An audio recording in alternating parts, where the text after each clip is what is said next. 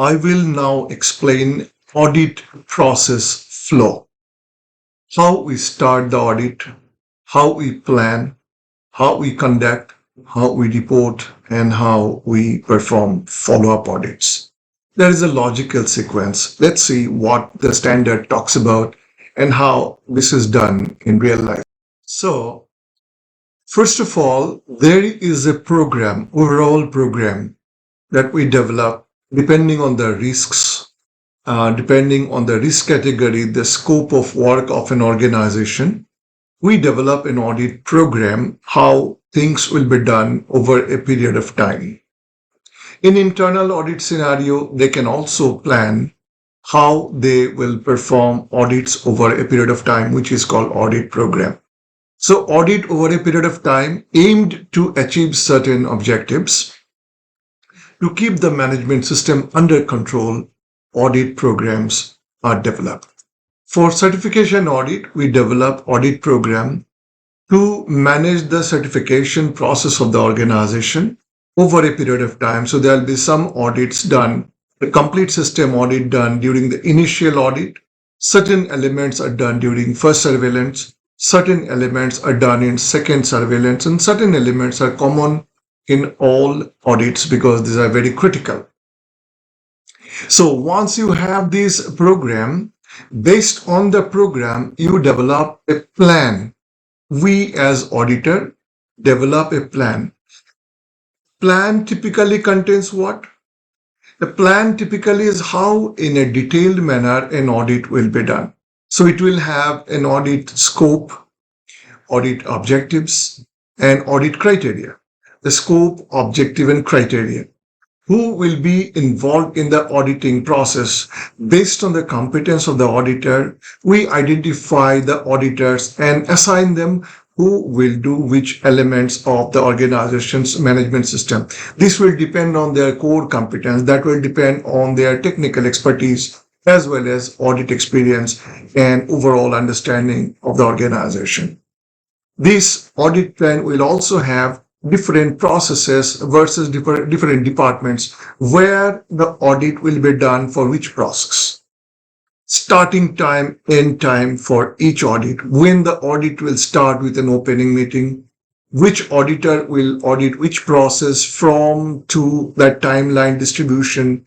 So, for example, from 9 to 9:15 opening meeting, 9:15 to 10:30, one auditor will do certain elements. Another auditor will do another few elements. The third auditor can do few other elements. So like that, this audit can move. So you will identify the departments and what elements will be audited in that department. Once it is done, then you are going to have an auditor team briefing, lunch break, and then finally audit will be closed with a closing meeting. And that's what is the audit plan. So based on the audit program, a plan is prepared.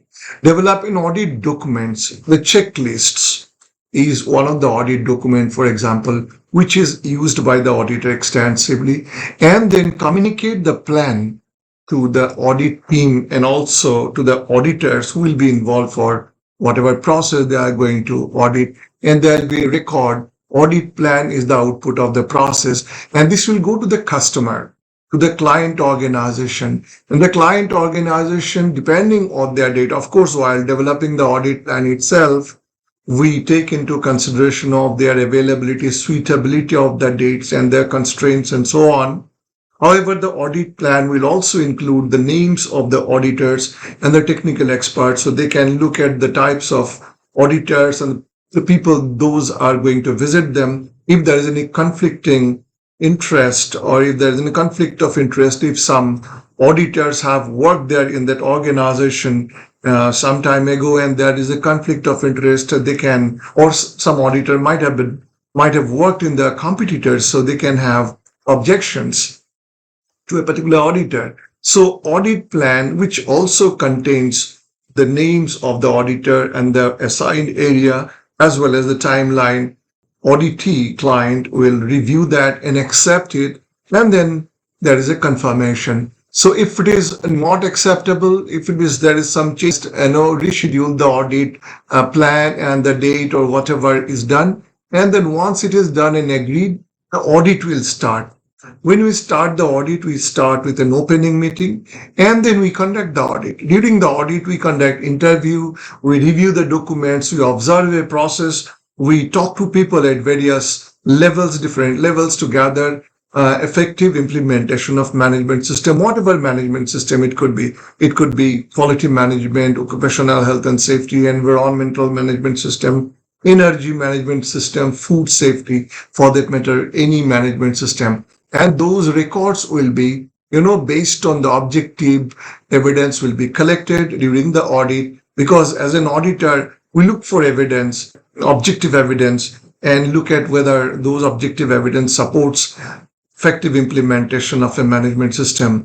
And therefore, we need to look at the objective evidence and make our conclusion. And once this is done, we prepare an audit report. We complete the audit report. We complete the non-conformity report if there is any non-conformity, and then perform the closeout meeting.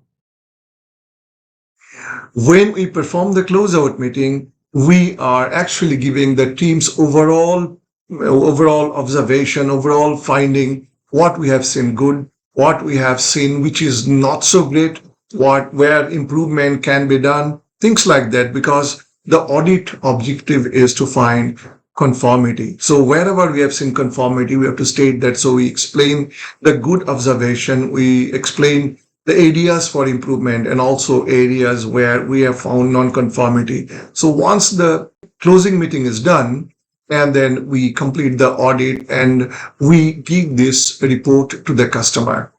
Sometime audit report is given later on, after a few days. It might take some time, but a conclusion is given to the auditee organization, to the client organization during the closeout meeting. We thank the audit organization, audit client, for their hospitality, for their support. For it's a business, it's a service that the client has given us opportunity. So we offer that service.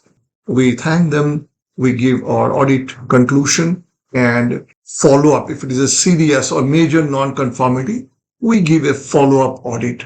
For minor non-conformity, we do not give a follow-up audit. We don't have to do a follow-up. We visit during the next surveillance audit.